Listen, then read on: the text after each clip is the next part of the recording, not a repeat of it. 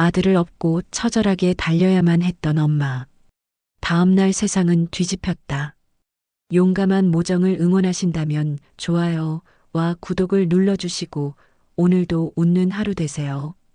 새벽 4시에 기도. 성모병원 409호 66세의 백영자는 아들의 침대 옆 딱딱한 의자에서 또 한 번 깨어났다. 목이 뻐근했지만 아들 동혁이의 숨소리가 들리는 것만으로도 감사했다. 우리 동혁이 오늘도 무사히. 늘 조용히 혼잣말로 하는 기도였다. 한 달 전 그 끔찍한 사고 이후 영자의 하루는 이 작은 기도로 시작되고 끝났다.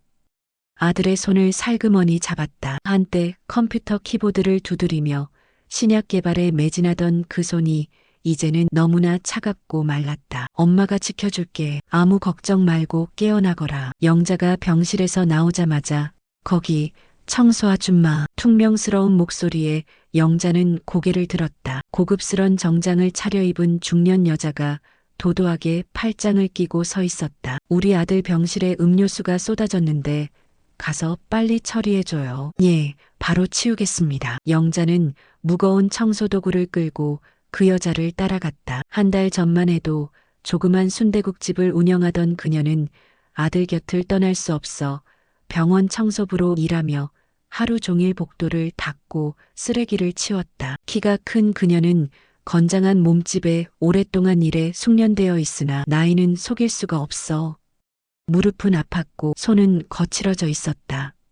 그러나 3시간마다 아들의 병실을 들여다볼 수 있다는 것만으로도 충분했다. 영자 누나, 오늘도 고생 많으셨어요. 그때 강도원이 보온 도시락을 들고 병원에 나타났다. 영자가 아들 사고 후 순대국집을 맡긴 남자였다. 원래는 단골 손님이었지만 어느 날부턴가 새아버지를 자처하며 가게를 도왔다. 고맙네요, 도원 씨. 힘든 일인데 모류 동혁이가 빨리 깨어나면 되죠. 그나저나 누나 식사는 제대로 드세요. 이러다 누나까지 쓰러지면 어떡해요. 도시락 속에는 따뜻한 순대국과 깍두기가 들어있었다. 영자의 레시피 그대로 만든 맛이었다. 가게는 잘 되고 있나요?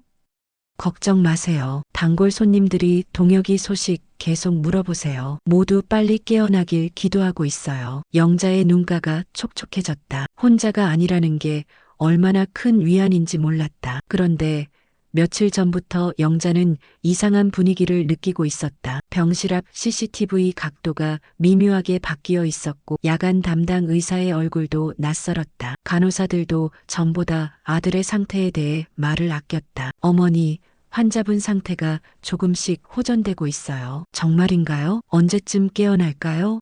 좀 더 지켜봐야겠어요. 항상 이런 식이었다. 구체적인 대답은 피하고 애매한 말만 반복했다. 그날 밤 장례식장 근처 복도를 청소하던 영자는 우연히 두 남자의 대화를 엿듣게 되었다. 그 환자 아직 안 깨어났다며? 곧 깨어날 거라더군. 기억이 돌아오면 문제가 될 텐데 그러기 전에 처리해야지. 영자의 손에서 걸레가 떨어졌다. 두 남자가 소리 나는 쪽으로 고개를 돌렸다. 누구야? 영자는 재빨리 구석진 곳으로 숨었다. 심장이 터질 듯 뛰었다. 영자는 몰래 병실로 돌아갔다. 아들의 손을 꼭 잡고 혼자 속삭였다. 동혁아, 병원 분위기가 뭔가 이상해하며 혼자 중얼거렸다. 바로 그때 병실 문이 열렸다. 흰 가운을 입은 낯선 의사가 들어왔다. 어머님, 이 시간에 병실에 계시면 안 됩니다. 남자의 손에는 주사기가 들려 있었다. 환자분이 막 깨어나셨는데 안정제를 투여해야 합니다. 영자는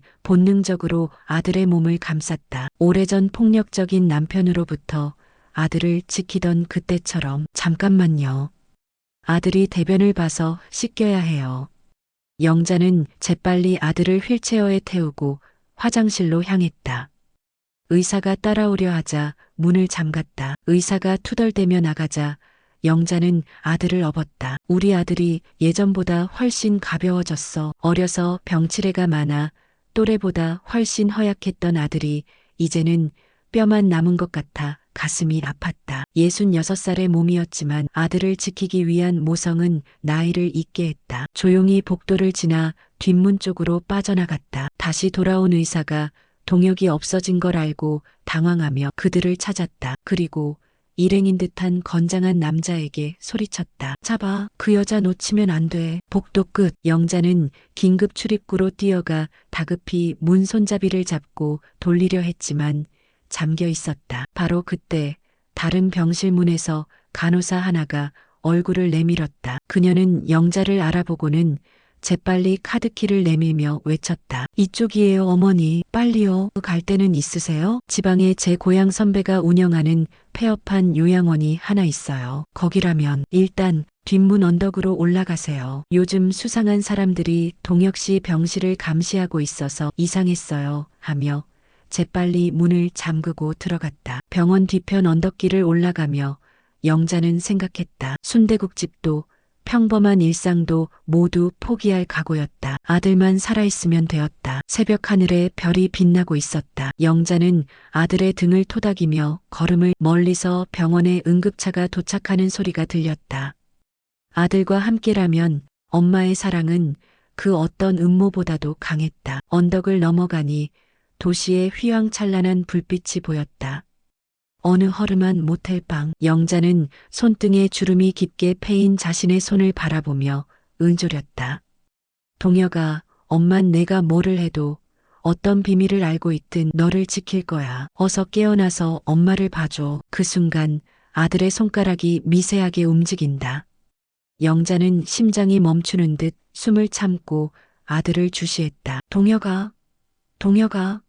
엄마야 정신이 나니? 동혁이 기적처럼 의식을 되찾아가고 있었다. 천천히 눈을 뜨자 형광등이 흐릿하게 겹쳐 보였고 그토록 그리웠던 엄마의 얼굴이 흐릿하게 다가왔다. 엄마. 동혁의 입술이 떨렸다. 한 달 만에 처음 듣는 아들의 목소리였다.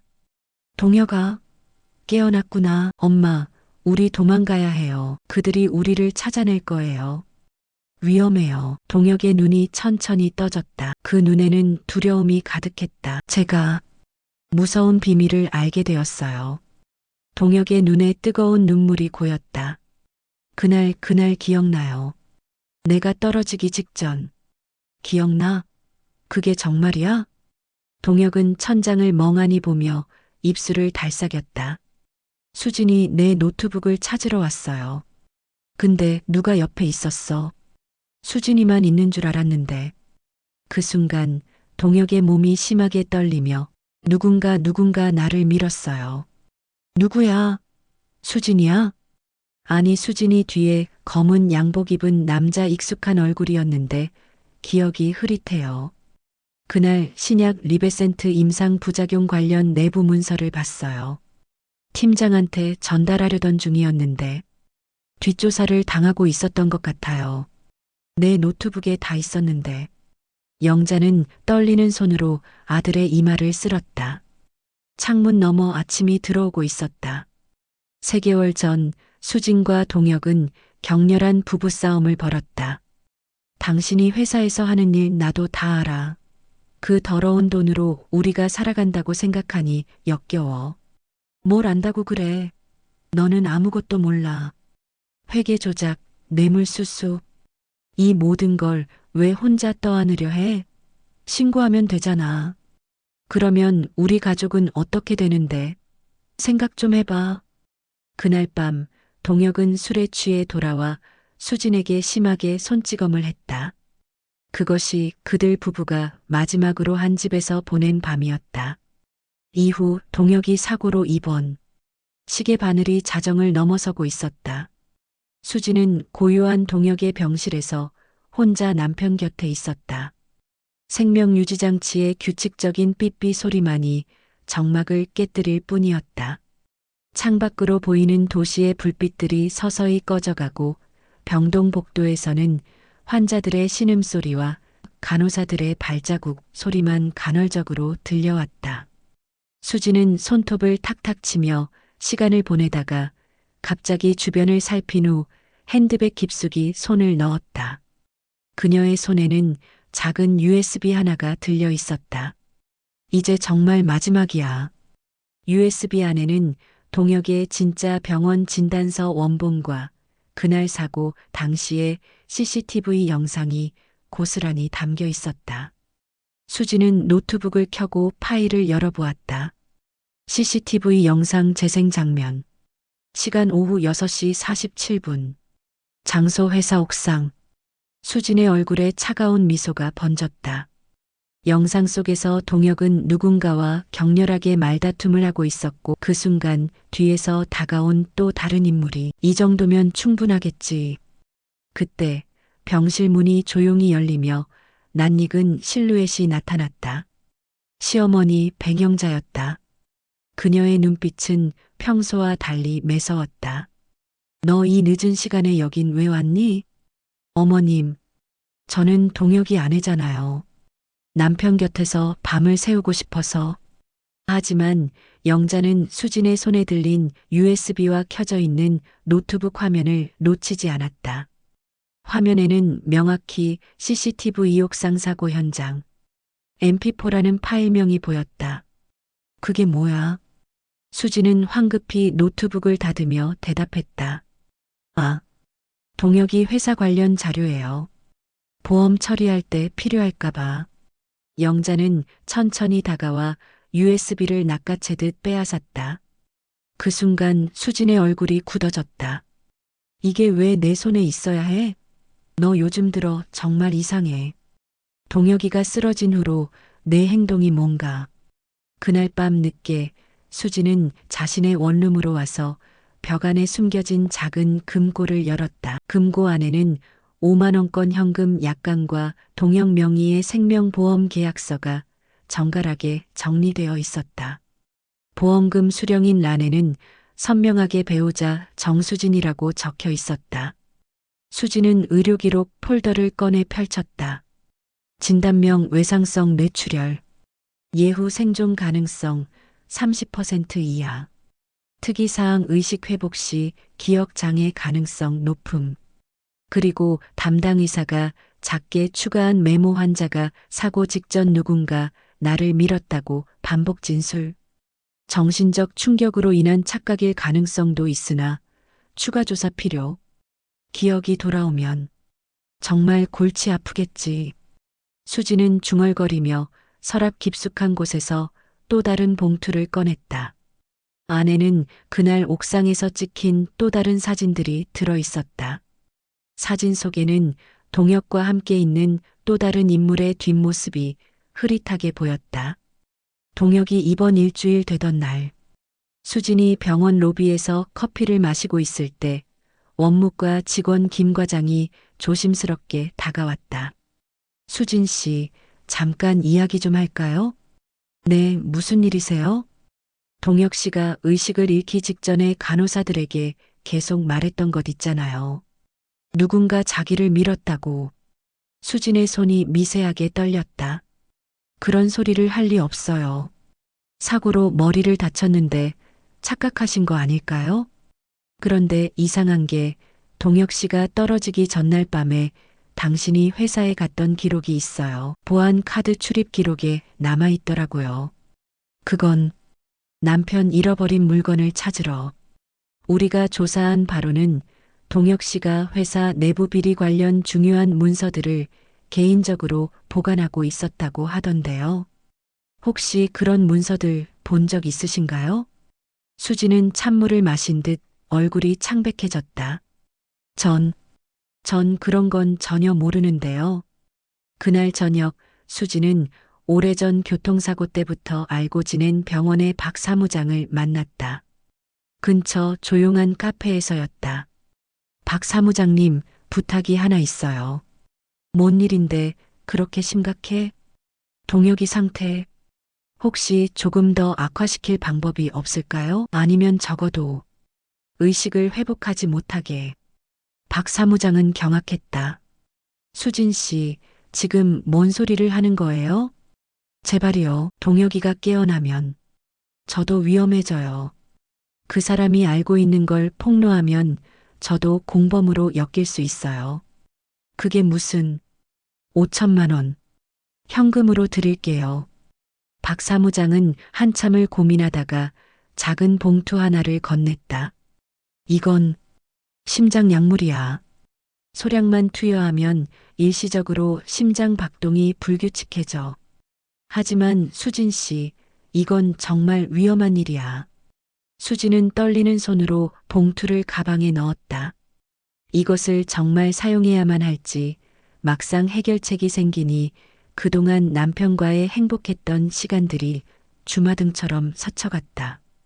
사마해질 무렵 동혁이 병원을 탈출한 다음 날 수지는 마음을 가다듬고 다시 병실을 찾았다. 하지만 병실은 텅 비어 있었다.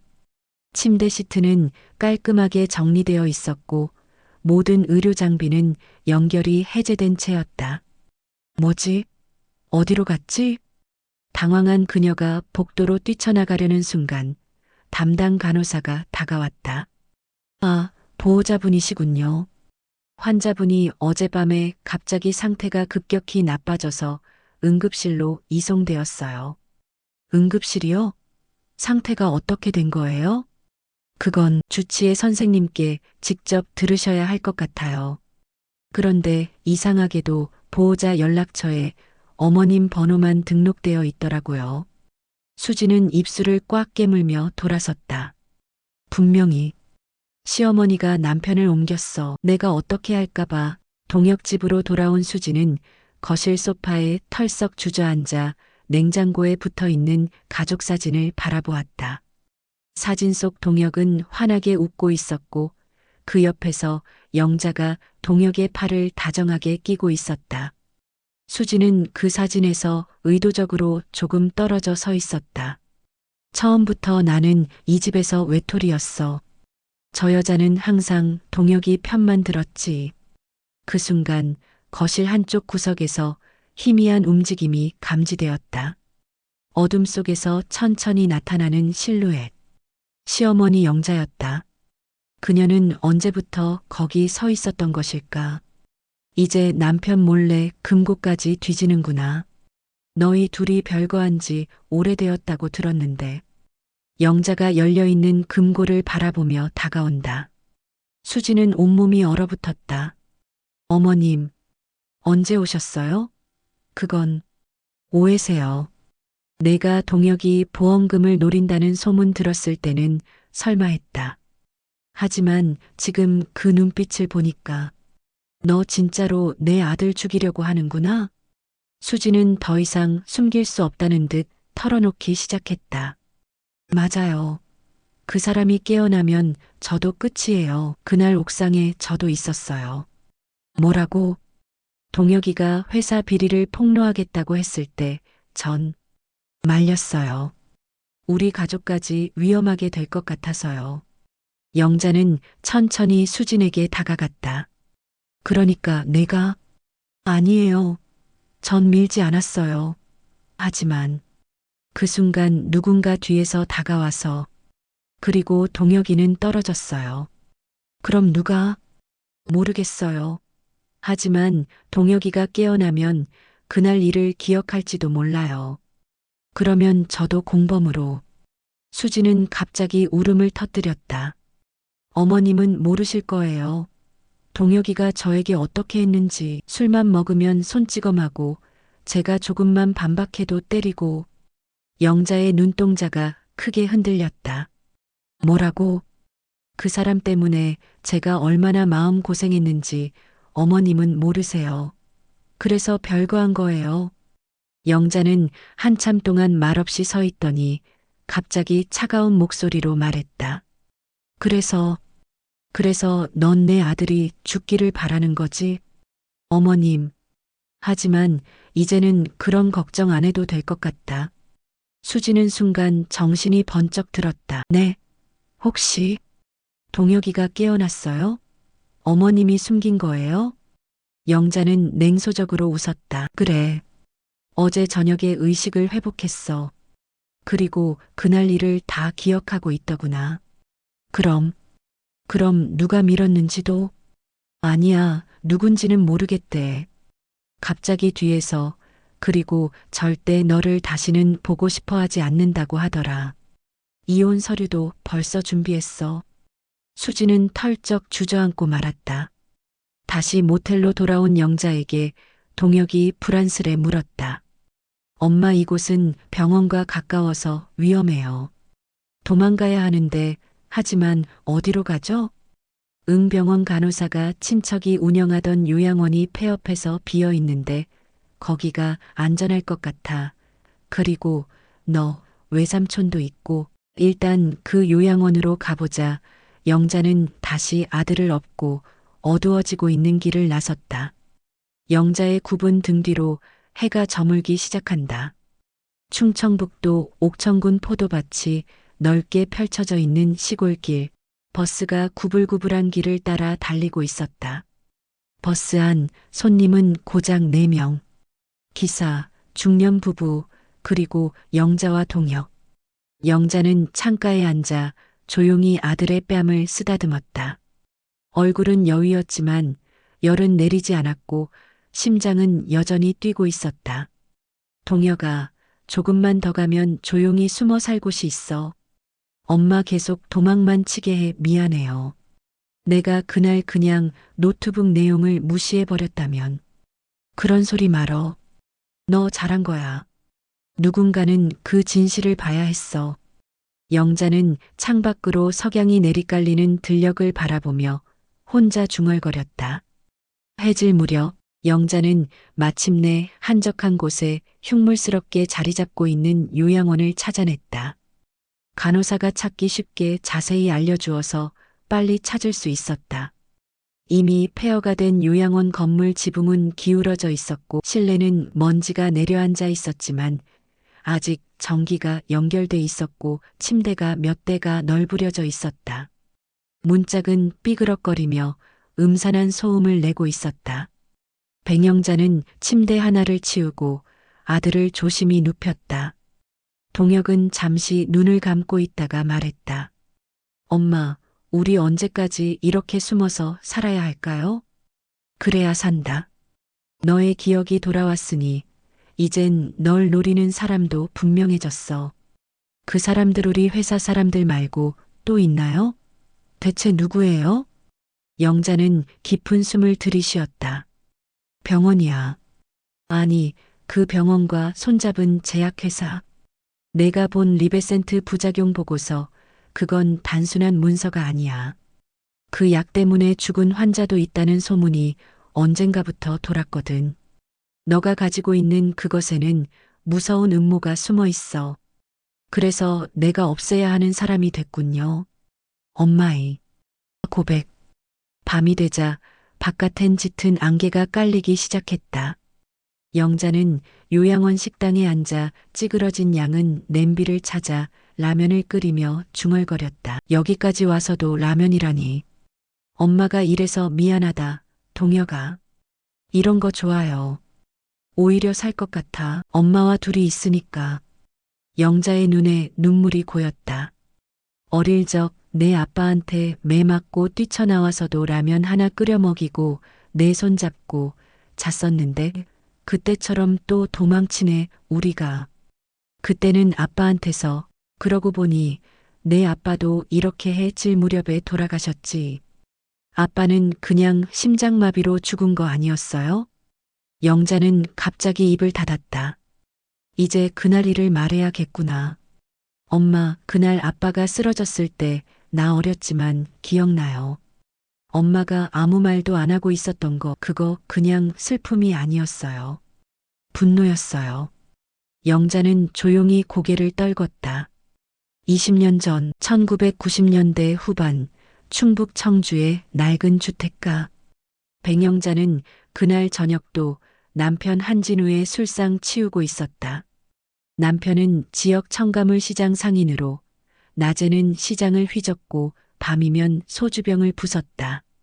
영자가 설거지를 하고 있는 사이 어린 동혁은 방문을 닫고 조용히 숨죽이고 있었다.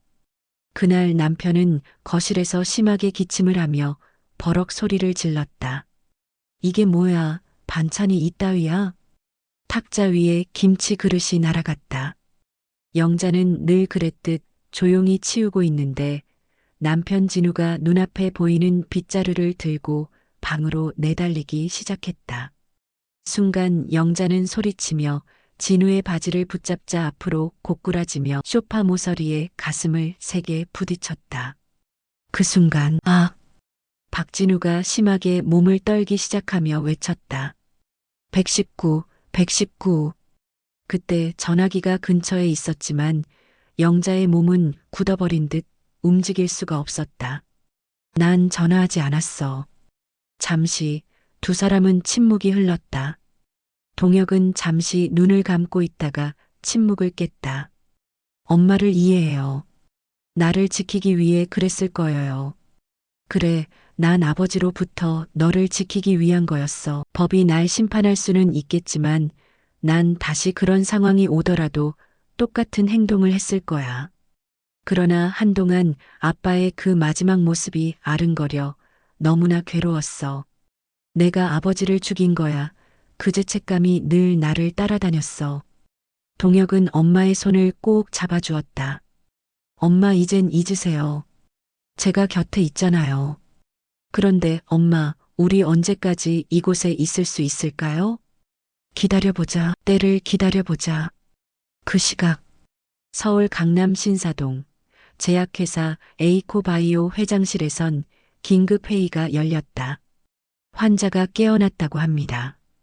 기억은 돌아왔나요? 일부는 돌아온 듯합니다. 그러나 병원장이 기록을 조작했습니다. 병원 직원의 도움으로 보호자와 함께 도주한 것으로 보입니다. 이제 수진 씨에게 맡겨두는 건 한계가 있겠군요. 이미 그녀도 남편의 위치를 추적 중입니다. 좋습니다.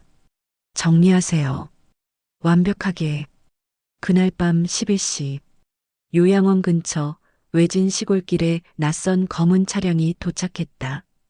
그리고 차량에서 내린 건 정수진. 그녀는 붉은 립스틱을 지우지도 않은 채 작업복 차림으로 가죽 장갑을 끼고 있었다. 같은 시간 요양원 안에서 영자는 뭔가 불안한 마음에 창밖을 살폈다. 흐릿한 안개 속에서 헤드라이트 불빛이 깜빡였다. 동혁아, 일어나. 지금 당장 나가야 해. 엄마, 또 도망가요? 이건 도망이 아니라 생존이야. 영자는 아들을 다시 업었다. 절뚝이는 아들의 다리 때문에 무게는 더 늘어난 듯 했지만 그녀의 어깨는 다시 단단해졌다. 조용히 뒷문을 열고 둘은 산 아래 길로 내려가기 시작했다. 밤 11시 30분. 영자는 아들을 업고 숨을 헐떡이며 산길을 걸었다. 시멘트 도로는 끊긴 지 오래고 발밑엔 흙길과 자갈뿐이었다. 멀리서 들려오는 자동차 엔진 소리. 그 소리가 가까워질수록 아들은 더 힘없이 속삭였다.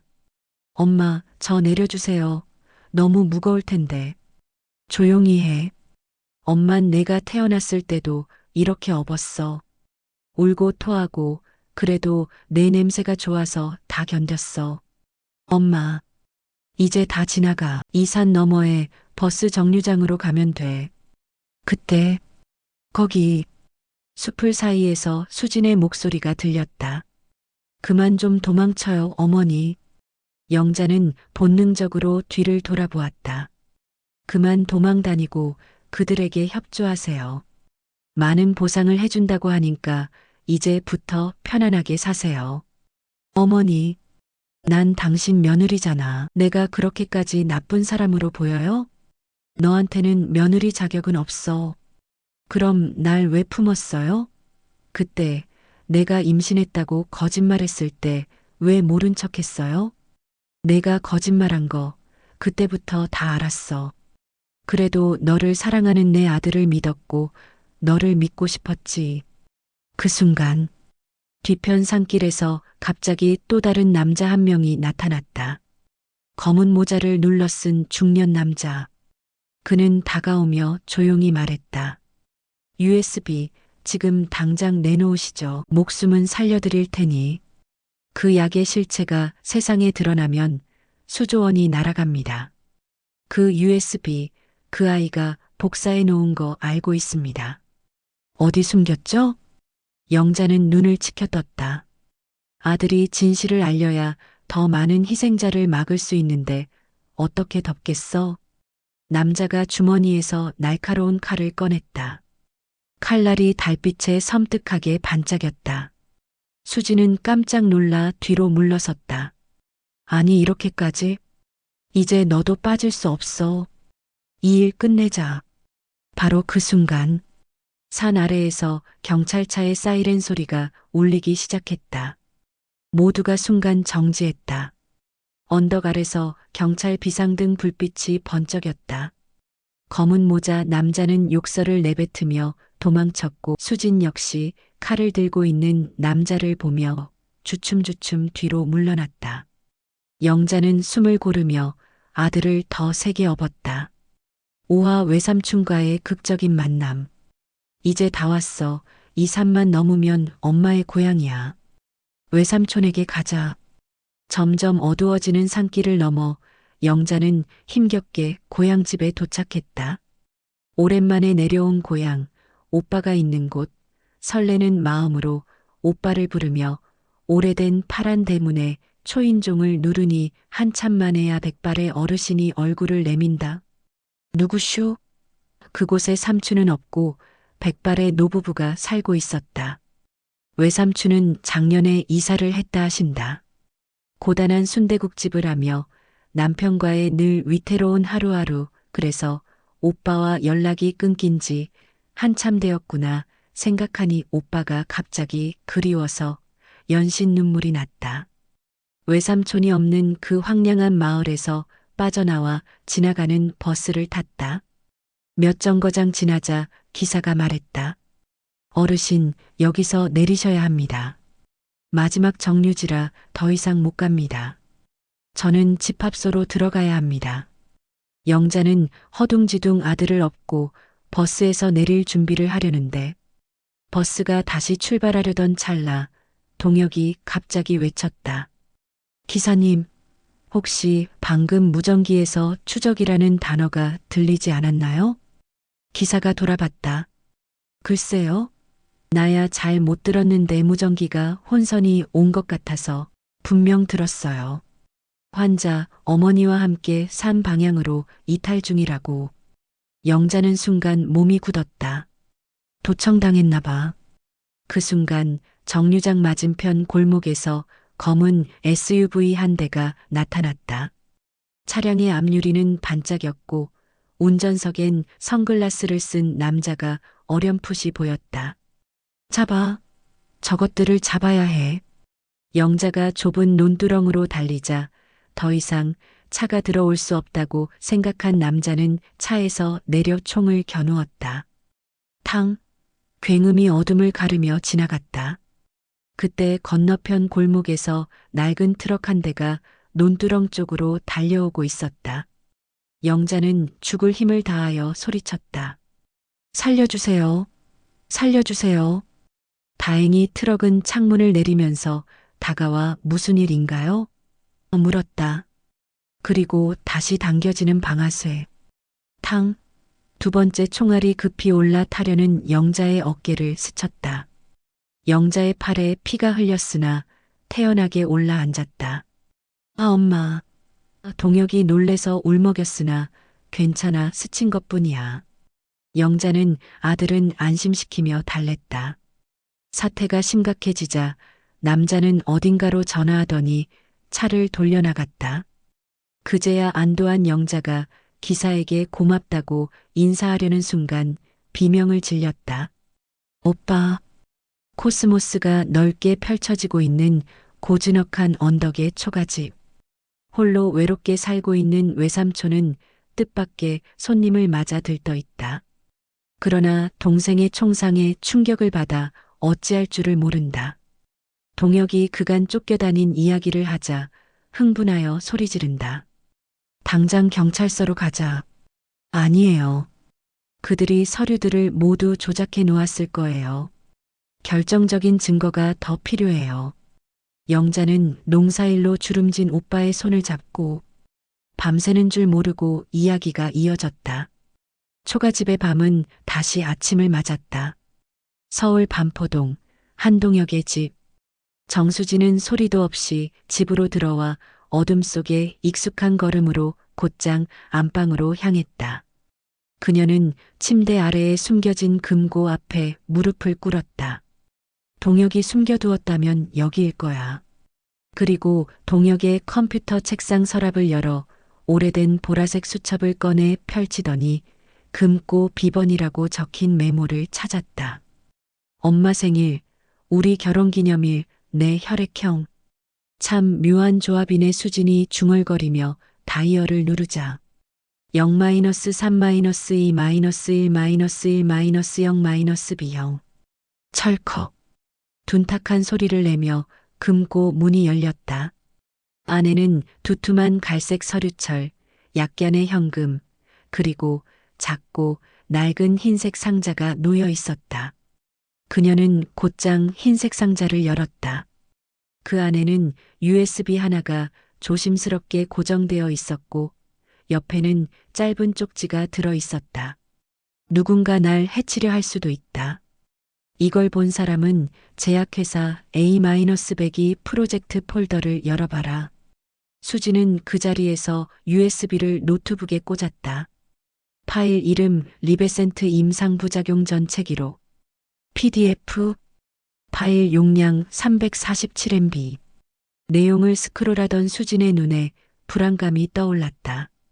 수십 명의 환자 리스트, 사망 날짜, 부작용 종류, 폐기된 실험 기록. 그중엔 익숙한 이름도 있었다. 이도열 동역팀에 실종된 부사원. 이도열이 실종된 게 아니라 죽은 거였어? 수지는 이 모든 것이 회사의 음모임을 깨닫고 자리에서 벌떡 일어났다. 그리고 자신이 회사에 이용당하고 있다는 느낌이 강하게 스쳐갔다. 그때 거실 조명이 켜졌다. 드디어 찾았나 보네. 우린 며칠을 뒤져도 못 찾았는데? 거실에는 중년의 날카로워 보이는 여자와 낯익은 잠바 차림의 나이든 남자. 그는 동혁의 새 아버지 강도원이었다. 제약회사 법무팀장은 강도원을 금전으로 끌어들인 것 같다. USB 안 돌려주면 넌 더 이상 보호받지 못할 거야. 수진 씨. 내가 뭘 잘못했다고? 나도 이 게임에 끌려 들어왔을 뿐이에요. 동혁이가 죽어야 내 인생이 시작된다고 당신들이 그랬죠. 넌 선택했잖아. 너는 끝까지 우리 편이 될 수 있었어. 수지는 가방 속 USB를 움켜쥐었다. 이젠 안 해요. 나도 당신들한테 이용당했다는 걸 알았거든요. 그리고 강도원을 바라보며 소리 질렸다. 당신은 여기 왜 있는 거죠? 수지나 너나 나나 좋은 쪽으로 해결하자. 어떻게 아들이 죽기를 바랄 수가 있어요. 그 자식이 날 아버지로 대한 적 있었니? 영자 씨와 아직 법적인 부부도 아니고 그 녀석은 늘 나를 무시했어. 그럼 그때 내 뒤에서 동혁 씨를 밀은 건 당신이었군요. 그리고 나를 범인으로 몰고 갈 계획이었군요. 법무팀장은 천천히 자리에서 일어나며 말했다. 정수진, 그걸 내놔 죽기 싫으면. 수진의 눈동자가 크게 흔들렸다. 협박하는 거야? 내가 이 자료를 세상에 공개하면 당신들도 끝이야. 자료만으로는 아무것도 못해. 증언이 있어야 하거든. 근데 그 증인이 지금 어디 있는지 알기나 해? 그들은 죽은 이도열이 유일한 증인이라고 생각하고 있는 것 같다. 수지는 USB를 꼭 움켜 쥔 채 그 여자를 힘껏 밀어 제치고 현관문을 박차면서 뛰었다. 나오자마자 사람들에게 소리쳤다. 살려주세요. 경찰에 신고해주세요. 사람들이 모여들자 그들은 몸을 피했다. 그날 저녁 수지는 한 손엔 USB와 또 한 손엔 유언장을 들고 마음속에는 말할 수 없이 거대한 공포와 혼란을 느꼈다. 가야 한다, 가야 한다. 그곳에 아직 위험이 도사리고 있을 수도 있겠지만 동혁에게 가야 했기에 아파트 지하 주차장에 소리 없이 조용히 숨어들었다. 자신이 얼마나 잘못 생각했는지, 동혁과 어머니에게 어떻게 용서를 빌어야 하는지 도무지 실마리가 잡히질 않아 마음이 무겁다. 어디로 가야 할지 몰라 꼼짝하지 못하고 차에 기댄 채 서 있는데 건장한 남자 두 사람이 다가오는 것을 느꼈다. 휴대폰으로 누군가와 대화하며 가까이 오고 있었다. 직감적으로 위험을 느낀 수지는 재빨리 차를 타고 시동을 걸었다. 남자 한 사람이 빠르게 달려와 차 문을 두드리며 이야기 좀 해요. 어차피 우리를 이길 수는 없어요. 검찰과 경찰이 모두 우리 아래 있는데 개인이 어떻게 이겨요. 생각 잘하세요. 시간 많이 못 들여요 하며 험상궂은 얼굴도 협박한다. 다른 한 남자가 고함을 질렸다. 너 정수진 죽고 싶어? 하며 다가와 차를 사정없이 발로 찼다. 순간 밀려오는 공포, 수지는 그들이 쫓아올까봐 전속력으로 달렸다. 그냥 정처 없이 속력을 내고 차를 몰았으나 목적지가 없었다. 어디로 갈 것인가? 수지는 정신을 차리고 동혁의 대학 선배이자 형사인 고태성의 아파트로 갔다. 고태성은 선배이기 이전에 동혁과는 형제처럼 지내는 사이이다. 동혁이 늘 형처럼 의지하고 믿고 따랐다. 그러나 아파트 이름만 알 뿐 주소를 모르니 그저 주차장에 차를 세우고 입구에 넉놓고 앉아 있었다. 얼마나 그러고 있었을까? 누군가 그녀의 어깨를 툭툭 쳤다. 수진이 겁먹은 얼굴로 깜짝 놀라 뒤돌아보니 정수진 씨 하고 기다렸던 고태성 형사가 부드러운 얼굴로 미소를 띄우며 서 있다. 고태성 형사. 한때 동혁이 수진과도 술자리를 여러 번 같이 해서 잘 알고 있었다. 형사님을 기다리고 있었어요. 도움을 청할 곳이 형사님밖에 없어요. USB 내가 갖고 있지? 병원에서 넣어봤어. 나도 이제 알겠더라. 동혁이 왜 사고를 당했고 도망쳐야 하는지 이 자료 증거가 되나요? 되고 말고 아주 중요한 증거가 될 거야. 근데 그 전에 수진이 너의 진심부터 듣고 싶어. 넌 지금 누구 편이야? 수진은 눈물을 글썽이며 고개를 숙였다. 난 내가 잘못했다는 건 알아요. 동혁이가 위험해요. 그들이 죽이려고 하는데 동혁이를 살려주세요. 그는 유일하게 진실을 알고 있고 나도 이제라도 동혁을 지키고 싶어졌어요. 태성 형사는 조용히 수진의 손을 잡았다. 고마워 수진 씨. 동혁이는 수진 씨를 조심하라고 했는데 나는 너를 믿을게. 너도 이제 위험해졌으니 조심해야 돼. 이제 우리에게 선택의 여지가 없어. 우리가 동혁이를 지켜야 돼. 다음 날 새벽, 고태성은 수진을 데리고 동혁을 찾아 나섰다. 동혁이가 위험에 처한 것 같아서 어머니 가방에 위치 추적기를 달아놓았어. 지금 충청도 옥천 근처 어느 여관에 있을 거야. 지방의 한 시골 여관. 백영자는 동혁에게 밥을 먹이고 있었다. 오랜 피로와 긴장으로 밥맛이 없다고 손살에 치는 아들을 어린애 다루듯이 달래가며 한 수저 떠먹이고 있다. 외삼촌에게 집에 가야 한다고 거짓말을 하고 그곳에서 몇 정거장 지나 외진 여관에 머물고 있다. 오랜만에 만난 동생과 조카를 보고 무척 반가워 어쩔 줄 몰라 하는 외삼촌에게 거짓말까지 해가며 나올 수밖에 없었다. 아무래도 외삼촌에게 이 무서운 음모가 다가갈 것 같았기 때문이다. 또, 누구세요? 잔뜩 겁먹은 영자의 목소리가 새어나왔다. 접니다, 고태성. 영자가 문을 열자 낯익은 얼굴 고태성 형사와 함께 선 수진. 수진이? 영자의 얼굴이 순간 잔뜩 일그러지자. 어머니 놀라셨죠? 저 수진이에요. 하면서 두 손을 번쩍 들어 보이며 어색하게 웃어 보였다. 수진의 한 손에는 USB 그리고 또 한 손에는 유언장이 들려 있었다. 어머니, 이젠 숨지 말고 싸워요. 나도 함께 할게요. 뜻밖의 등장과 알 수 없는 말에 영자는 의아해했다. 제가 진실을 알았어요. 그들이 저를 동혁 씨 살해 미수자로 몰아가려고 했어요. 그리고 감추려 하는 신약의 비밀을 알았어요. 용서해 주세요. 어머니, 그리고 동혁 씨, 저도 도울게요. 믿어주세요. 영진은 멍하니 수진을 바라보았다. 지난 수진의 행동으로 보아 믿을 수가 없었다.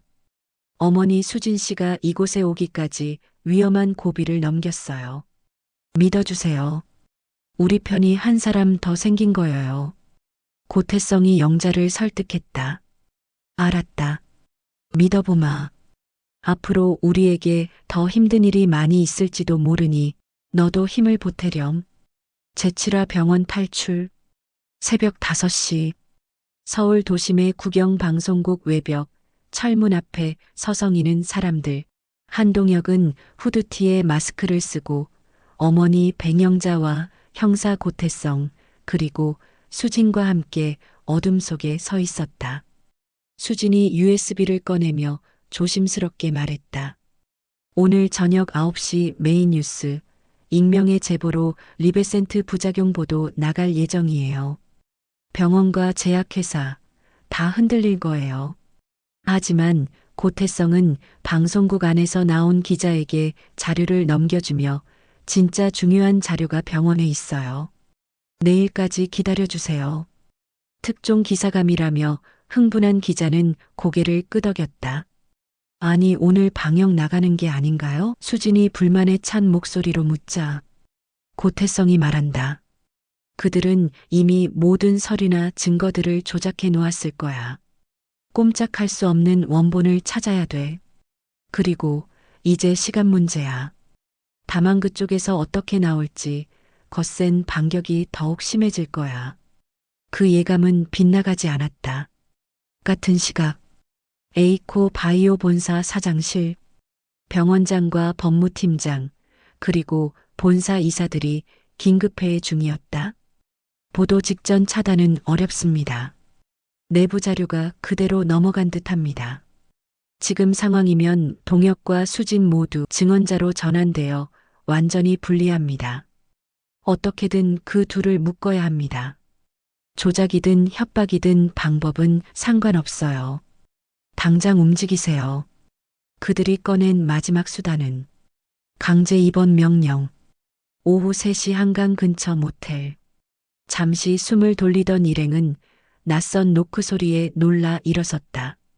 보건복지부에서 나왔습니다.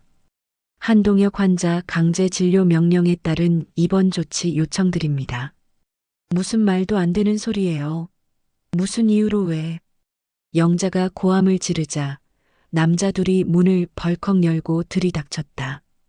태성 형사가 들고 있던 권총으로 그들을 제지했지만 곧이어 복도 반대편에서 또 다른 이들이 들이닥치며 소리 질렸다. 여기 있다? 한동혁? 동혁은 벽을 짚고 일어서려 했지만 다리가 여전히 회복되지 않은 상태라 그대로 바닥으로 나동그러지고 말았다. 안 돼, 안 돼요. 잡히면 엄마. 영자는 침대 위에 있던 가방을 꺼내 테이프를 찾았다. 이걸로 다시 너를 업어야겠구나. 이번이 정말 마지막이면 좋을 텐데. 영자는 다시 아들을 업고 달렸다. 태성이 그들에게 공포탄을 쏘며 따돌리는 사이 영자는 동혁을 업고 무사히 빠져나왔다. 그 병원에 숨겨진 보고서 원본이 있어. 지난번 USB만으론 부족해. 거기엔 실제 실험 대상과 사망자 수치가 담겨 있어. 그럼 다시 들어가야 한다는 거야? 어쩔 수 없어. 내부 직원의 도움을 받기로 했어요. 동혁이는 차에 있어. 위험하니까. 다시 병원에 도착한 일행은 뒷문에 도착. 잠시 후 수진이 도착하고 저를 따라오세요. 앞장서서 안내한 곳은 병원 내 오래된 지하 기록실. 음침한 그곳 한쪽 비밀 공간인 듯한 곳에 낯익은 여성이 주춤하며 서 있다. 간호사 유정미. 얼마 전 동혁을 몰래 숨겨준 간호사였다. 어머님 다시 보게 될 줄은 몰랐어요. 여기 있습니다. 저도 뭔가 이상해서 신약에 대해 알아보았어요. 그래서 이 약의 출시를 막아야 한다고 생각하는데 제 힘으로 도저히 할 수가 없으니 잘 부탁드려요. 그녀가 꺼낸 철제 상자. 그리고 안엔 A-100이 임상실험 대상자 명단, 부작용 보고서, 내부 녹취록 등이 정리돼 있었다. 이걸 내보내면 이 나라 뒤집힐 겁니다. 수진이 고개를 끄덕였다. 뒤집혀야 해요. 무너진 우리 인생도 찾아야 해요. 그 순간 병원 전체에 경보음이 울렸다. 비상경보, 침입자 발견, 폐쇄하라. 태성은 휴대폰을 보며 씩 웃었다. 어이구 걸렸네. 예상보다 빠르다. 영자는 다시 뛰었다. 이번엔 도망이 아니라 끝내기 위해 뛰어야 해. 태성 형사는 총격을 막기 위해 병원 뒷문으로 남자들을 유인하며 외쳤다. 동혁 어머니, 지하주차장으로 빨리 달리세요. 지하주차장, 낡은 봉고차. 차 안에서 기다리고 있던 동혁이 재빨리 문을 열어주었다. 수진이 운전석에 타면서 영자의 손을 붙잡아 주었다. 어머니, 어서 타세요. 잠깐만 이거 하나만 더 가져가자. 영자는 마지막으로 병원 게시판에 붙어 있던 신약 임상자원자 모집 전단지를 뜯어냈다. 그 안엔 죽은 이도열의 이름이 희미하게 남아 있었다. 서울 외곽으로 빠지는 도로. 모두의 얼굴엔 지친 기색이 역력했다. 그러나 눈빛은 살아있었다. 엄마 이번에도 도망이에요? 영자는 조용히 고개를 저었다. 아니야. 이젠 끝일 거야. 이젠 너를 업고 뛸 일이 없을 거야. 노을진 고속도로 위. 휴게소에서 방송국 기자와 만났다. 잔뜩 상기된 기자는 연신 고개 숙이며 말한다. 정말 고생하셨습니다. 해내셨네요. 내일을 기대하세요. 대한민국이 들썩일 겁니다. 그리자 영자의 눈에 눈물이 고였다. 이제 다 끝났다. 아들이, 그리고 우리가 이겼다. 우리가 해내었어. 영자는 마음속으로 자신에게 말하며 아들의 어깨를 감싸 안았다. 아들을 업고 뛰었던 어깨가 뻐근하게 아파왔으나 그건 아픔이 아니라 해냈다는 자부심의 흔적이었다. 해는 지고 있었으나 모두의 마음은 밝게 빛났다. 제파라 영자의 순대국집. 2025년 8월 3일 밤 9시. 대한민국 전역에 충격적인 뉴스가 전파를 탔다. 국내 대형 제약사 에이코 바이오가 임상실험 중 수십 명의 환자 사망 사실을 은폐한 의혹이 사실로 드러났습니다. 이들은 병원장과 결탁해 임상 기록을 조작했고 이를 내부 고발한 피해자 한동혁 씨는 생명의 위협을 피해 숨어 지낸 것으로 밝혀졌습니다. 화면 속 한동혁의 이름과 얼굴이 가려진 채 공개되었고 그의 어머니로 소개된 백영자의 목소리가 낭낭하고 힘차게 전파를 타고 흘렸다. 내 아들은 결국 해냈습니다. 거액의 살해금을 뿌리치고 목숨의 위협을 물리치며 진실을 밝혔습니다. 66세라고 믿기지 않는 그녀의 힘찬 목소리는 전국을 흔들었다. 이후 동혁의 드라마틱한 이야기가 전국에 소개되어 큰 파장을 일으켰다. 각 채널마다 모자의 이야기가 소개되었고 특히 66세의 아들을 업고 달려야 했던 모정이 사람들의 마음을 뜨겁게 했지만 정작 영자와 동혁은 한적한 시골에 머물며 조용히 살고 있다. 제약사 에이코바이오는 주식은 폭락하여 파산 지경에 이르렀으며 임상 결과를 숨겨온 병원 관계자와 제약회사 가담자들이 줄줄이 법의 심판을 받게 되었다. 그리고 청북도 보은 단풍이 물든 산 중턱 작은 집, 허름한 기와 지붕 아래 동혁은 낡은 휠체어에 앉아 있었다. 그는 이제 지팡이를 의지하여 어설프게 걷긴 하지만 무리한 움직임은 아직 어려운 상태였다. 하루 대부분을 걷는 재활운동으로 땀을 흘리며 보내고 있다. 그리고 마당 옆 작은 텃밭에서 일하고 있는 엄마를 바라보았다. 아들을 업고 그토록 치열하게 달려야만 했던 엄마. 지금은 너무도 편안하게 행복한 모습으로 하루하루를 텃밭에서 보내고 계신다. 엄마의 등 뒤에는 상추, 고추, 피망, 방울토마토 등이 햇빛에 반짝이고 있었다. 고태성 형사가 마당을 지나 집으로 들어왔다.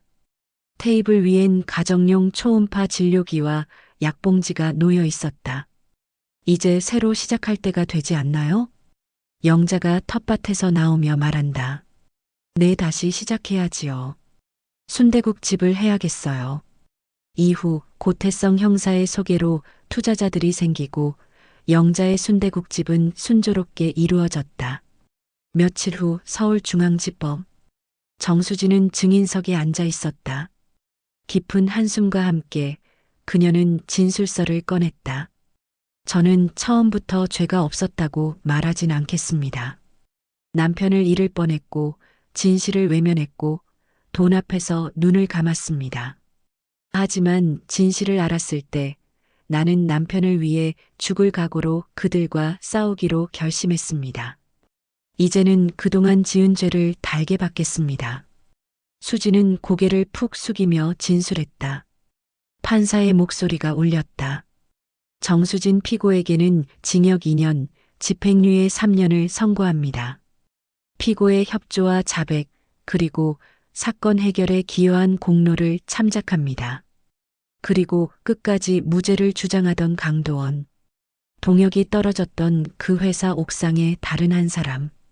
동혁을 밀었던 그 사람이 다름 아닌 강도원이었음이 밝혀져 또 한 번 충격을 주었다. 그리고 살인미수죄로 징역 6년을 선고받았다. 그래도 그는 끝까지 소리치며 반항했다.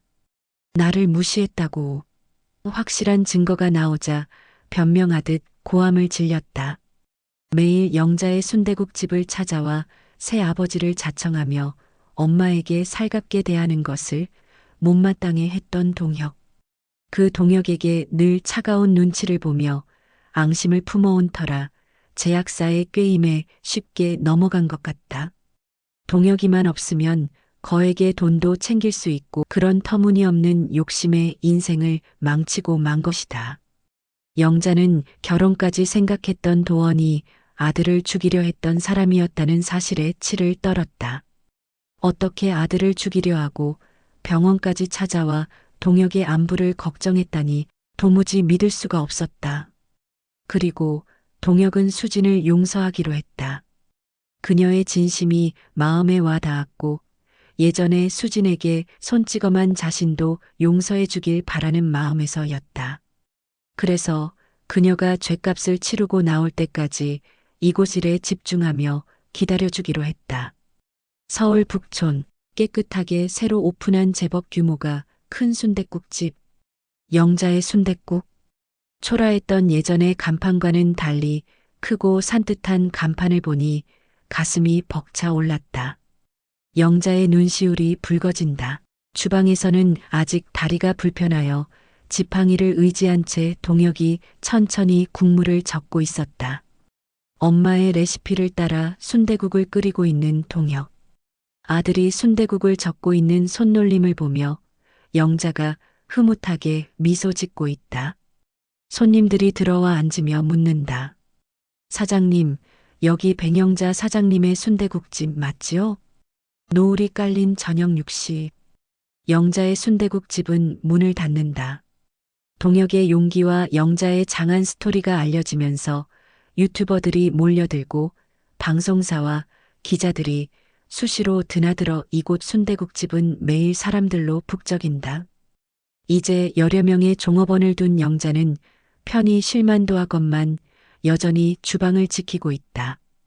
온화한 얼굴로 새벽부터 나와 아들과 함께 순대국을 젓는다.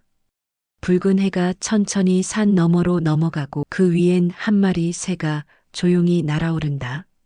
지금은 아들을 업고 달리는 것이 아니라 아들에게 비법을 가르치며 제2의 인생을 달리고 있다. 영자의 시대가 온 것이다.